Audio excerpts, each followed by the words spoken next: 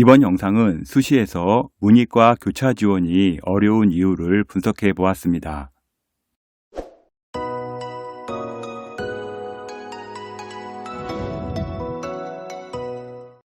정시에서 이과 학생들이 문과로 교차 지원했다는 소식을 종종 접하게 됩니다. 중앙대 공대 갈 점수로 연고대 문과를 갔다는 둥, 건국대 공대 점수로 서성한 문과 갔다는 둥 여러 가지 소문들이 있는데요. 다 사실 맞습니다. 단지 이런 부분들이 대학 입학 후 문제가 심각해져서 정시에서 교차 지원을 방지하기 위한 제도적 장치를 걸고 있으나 정시에서는 일단 수학 과탐에서 표점 차이가 나기 때문에 교차 지원을 막기는 어렵습니다. 2025년 정시는 수학 확통 표점이 높게 형성되고 사탐마저 표점이 높게 형성되는 과목들이 있어 이과의 문과 침공은 현저하게 떨어졌습니다. 그렇다면 수시에서 이과의 문과 침공 또는 문과의 이과 침공이 가능한지 이 부분에 대해 궁금해하는 분들이 많습니다. 결론부터 말씀드리자면 문과에서 이과 침공은 실이득은 있으나 최저 또는 서류평가의 규제가 있어 상위권 대학은 접근이 어려우며 이과에서 문과 침공은 실이득이 별로 없어 지원하기가 쉽지 않습니다. 수시에서 교차 지원이 어려운 이유를 요약해보면 첫째, 문과와 이과 내신은 차이가 있습니다. 먼저 우리는 문과와 이과 내신의 차이점을 좀 알아야 할 겁니다. 같은 1등급 초반대 점수의 문과와 이과의 선택지는 많이 다릅니다. 문과는 서울대, 연세대, 고려대, 물론 문디컬이 있기는 하지만 많은 인원은 아니고요. 이과는 의치 한약수를 먼저 생각하고 서울대 일반과를 고려합니다. 즉 문과는 서울대가 피라미드의 꼭지점이나 이과는 의치 한약수가 꼭지점이기 때문에 지원하는 대학의 레벨 차이가 생기게 됩니다. 동일 내신이면 문과는 서울대를 지원하나 이과는 의치 한약수를 지원하고요. 문과가 연고대를 지원할 내신 점수면 이과는 서울대를 지원할 점수가 되고요. 문과가 서성한을 지원할 점수 내신이면 이과는 연고대를 지원할 점수가 되는 점수가 나오게 됩니다. 또한 동일 등급의 내신을 취득할 시 문과 학생을 폄하하는 것은 아니지만 이과가 더 어렵습니다. 학교에서 상위권 학생들이 이과 지원이 많기 때문에 과탐에서 내신 따기가 어렵고요. 미적에서도 내신 싸움이 치열합니다. 반대로 문과의 경우 상위권 학생들이 이과로 많이 빠져나가 사탐에서 내신 싸움이 과탐보다는 덜 치열합니다. 즉 같은 동급의 내신이라면 이과가 문과보다 어려운데 같은 내신으로 동일 대학을 교차 지원하면 수시에서는 이과가 손해를 보는 구조가 됩니다. 둘째, 합격의 불확실성이 존재합니다. 먼저 학종의 경우 전공 적합성이 맞아야 한다고 항상 들었던 부분들이 있고요. 유튜브를 봐도 그렇고 전공 적합성이 맞지 않다면 지원이 쉽지 않습니다. 내가 공대로 또는 생명공학으로 3년 내내 생기부 작성했는데요. 경영경제 쓰기도 어렵고요. 반대로 경영경제 쓰던 학생이 공대 쓰기도 어렵습니다. 즉 학종의 경우는 교차 지원 자체를 생각조차 하지 않게 됩니다.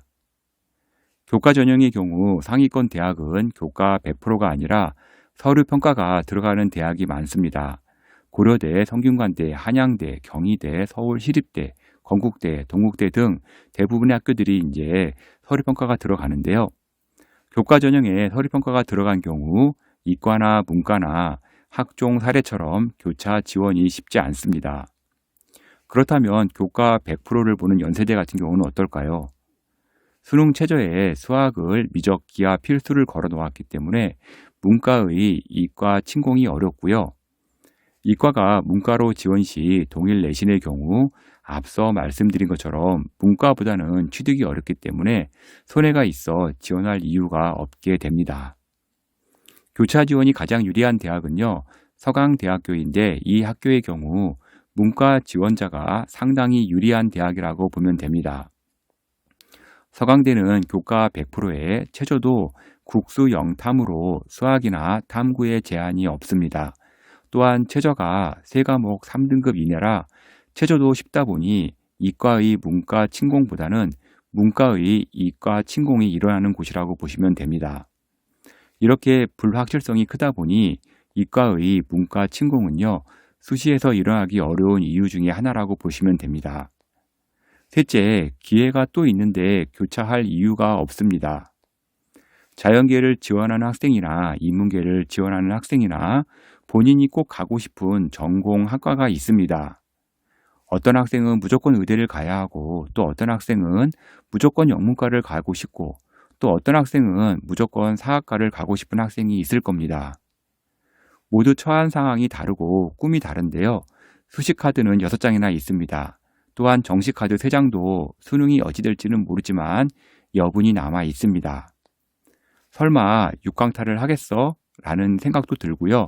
떨어지면 정시 3개 또 기회가 있는데 원치 않는 학과로 교차 지원을 하기는 쉽지 않게 됩니다. 정시는 모의 지원을 통해 교차 지원 시 나의 합격 유무도 어느 정도 윤곽이 나오고요.